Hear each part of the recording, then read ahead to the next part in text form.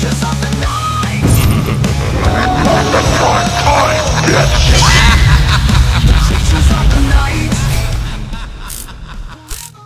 welcome back to the Creatures of the Night podcast.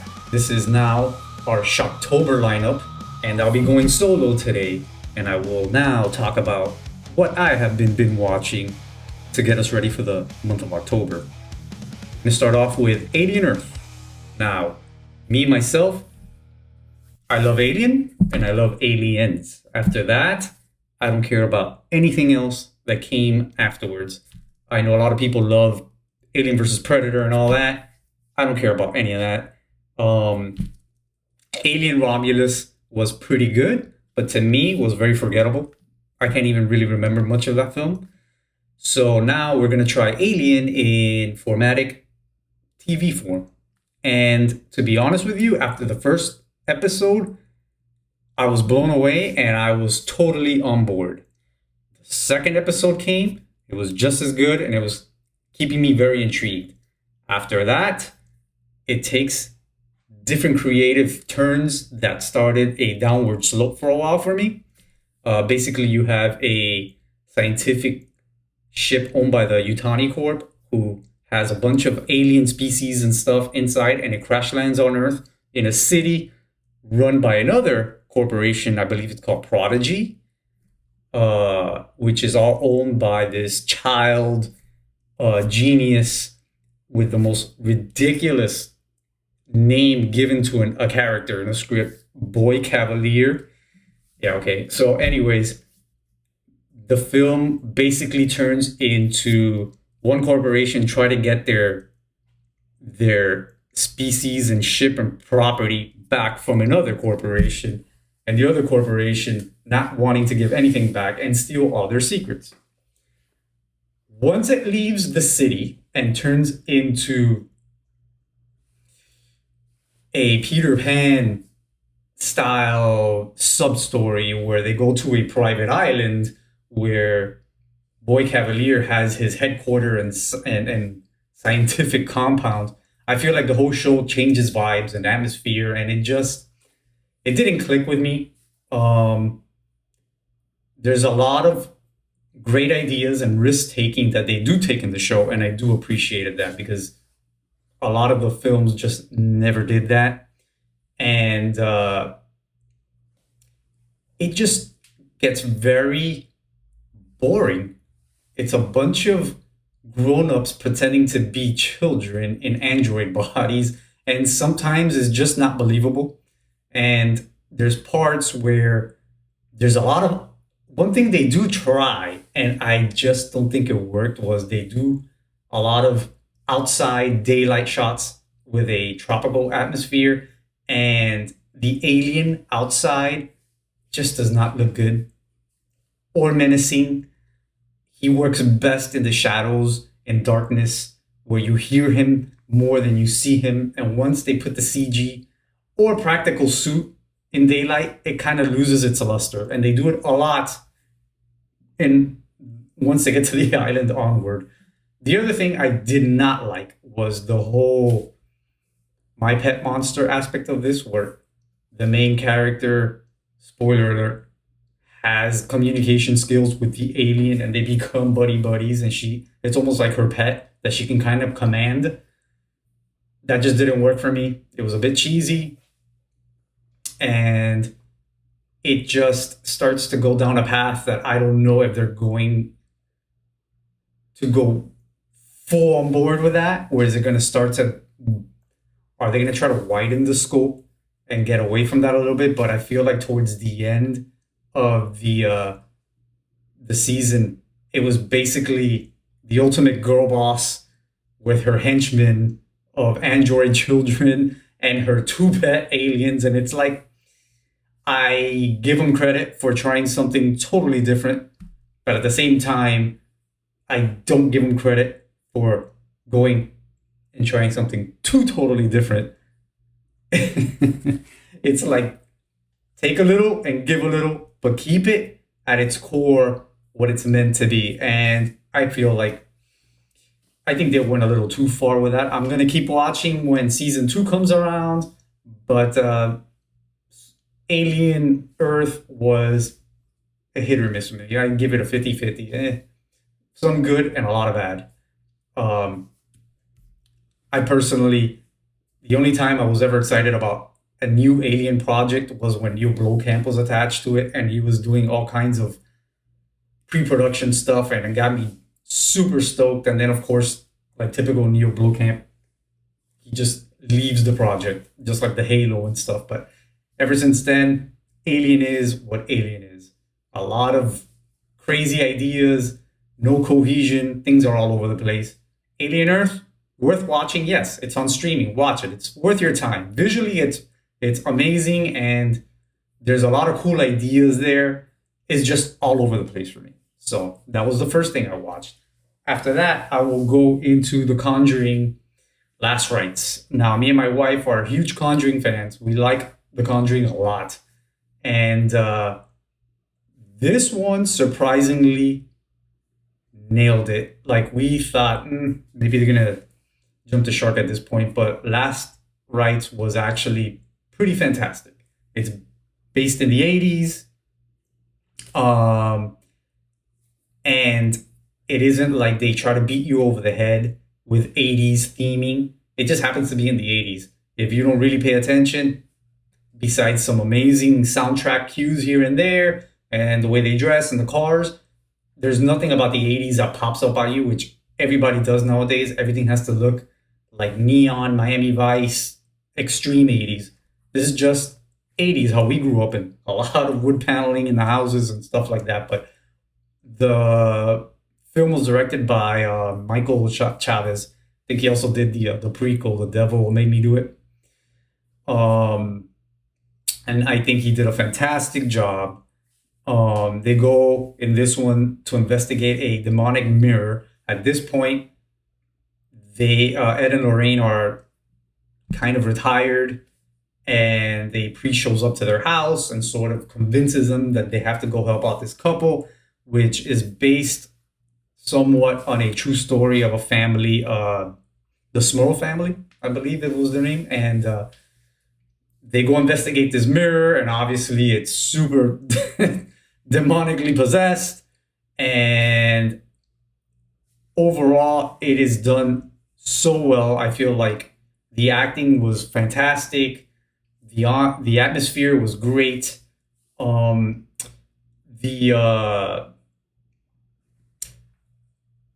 Everything about it was very well done.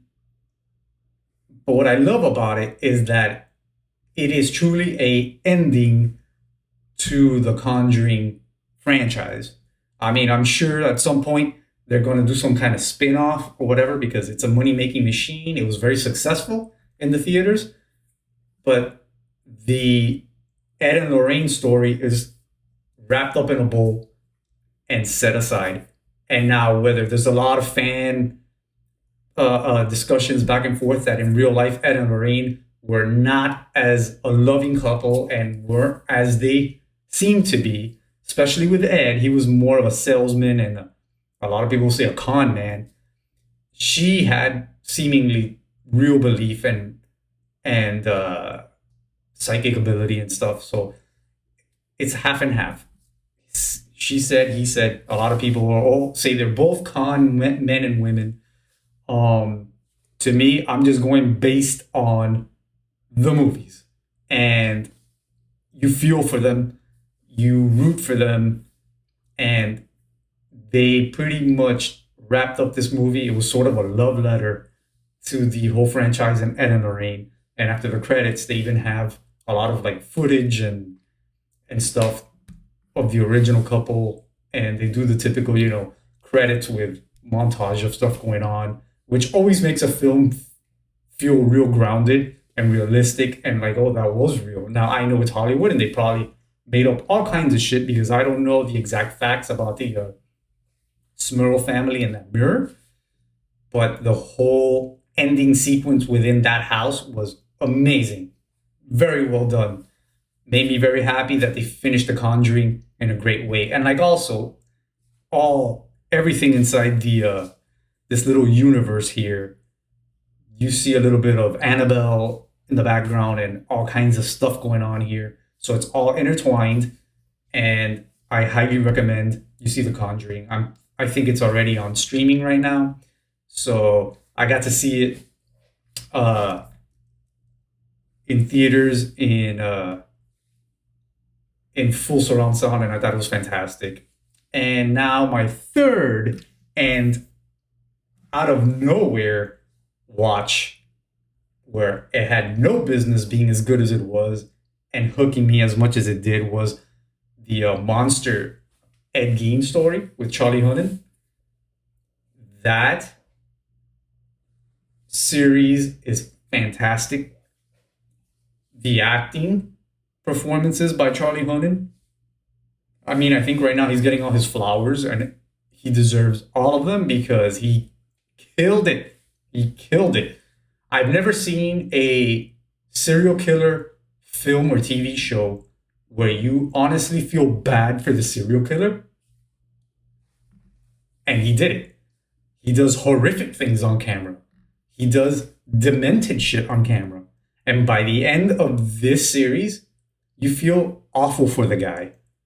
Now, I don't know if that's just great filmmaking and great storytelling, but his schizophrenia and the way they explain his personalities and stuff, incredible. Another thing that this show did, which I had no idea going into it, and I got to experience it real time, and every time it happened, I was like, this is fucking great, is Ed Gein inspired so many of the stepping stone serial killer horror slashers that came in our time, as in Psycho and Texas Chainsaw Massacre and Silence of the Lambs and all this type of stuff. And every time there will be a scene that is the influence of a famous theatrical movie scene, it will cut from the Ed Gein story to the set of that film mimicking the real scene from the Ed Gein story. So first thing we're going to get is a little bit of Alfred Hitchcock and Psycho. And you're going to get a lot of little back scenes with Anthony Perkins, well, an actor playing Anthony Perkins and an actor playing Alfred Hitchcock. But I had no idea that this did that. Like, I was like, what the hell's going on here? It literally jumped out of the film and gave you a little side quest of Alfred Hitchcock getting inspired and visiting people and talking to them about Ed Gein and writing Psycho, and then shooting scenes and then going back into the Ed Gein story. Later on, it does it again with Hooper getting inspired by Ed Gein and writing Texas Chainsaw Massacre, cutting into literal scenes of Texas Chainsaw Massacre, which they redid for this movie. And it's shot by shot identical to the real films. It's just from behind the camera point of view, which blew me away. I thought that was such a cool, different aspect of this show that added to it. And it kind of gave you the scope of how much the serial killer influenced basically a whole genre of horror and influenced a whole genre of future filmmakers. And to this day, there's so much stuff coming out that people don't quite realize are straight inspiration from these people, these horrendous killers in the history of the United States. So you have also Buffalo Bill in Silence of the Lambs, straight up ripped from Ed Gein, because he's literally making women's dresses and lampshades and shit out of skin that he is literally peeling off of his victims. All of that stuff comes from Ed Gein. Him talking to his dead mother who he keeps in an attic. Psycho, straight from Ed Gein. All of this stuff is in the movie. So you start to realize how much stuff comes from this one man's life story. But like I said earlier, you start feeling sympathy for him because, at least according to this version of the Ed Gein story, he doesn't really even realize half the shit he does. He goes on these like split personality, like offshoots where he doesn't remember killing anybody. He only remembers the bodies he digs up out of graves to skin and make things out of as a hobby. It's almost like he has two different personalities. He has the killer and he has the necrophiliac sicko obsessed with his mom. So to me, out of everything I watched, this one blew me out the most. It just blew me entirely away. And I can't say enough about Charlie Hunnam. I mean, he'll always be Jax to me from Sons of Anarchy because I'm a huge fan of Sons of Anarchy. And he's done so many hit or miss projects, from Pacific Rim to so many different random stuff he's in. And this one shows you his acting chops.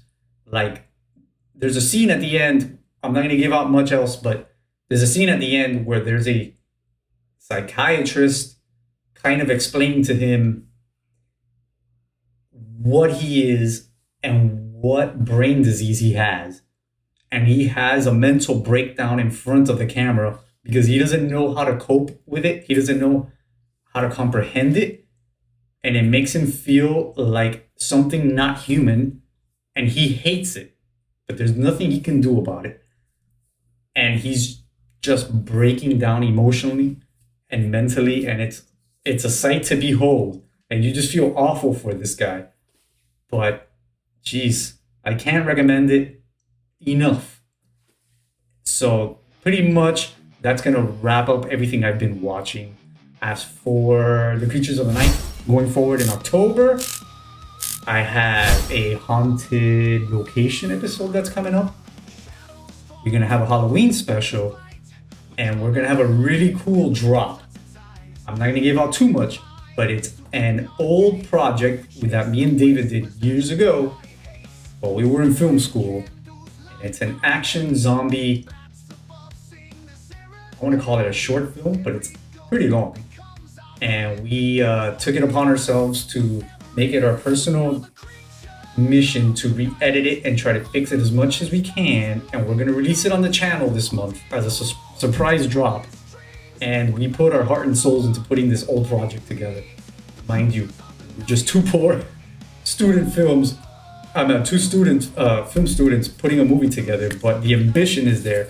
And we feel like, you know what, let's fix it and drop it on the channel. And we'll be doing that very soon. So keep an eye out for that action horror flick dropping out of nowhere on the channel. So we'll wrap it up for today. Until next time, enjoy this month of October and all the awesome stuff that comes with it. So I'll see you guys next time. We find the magic.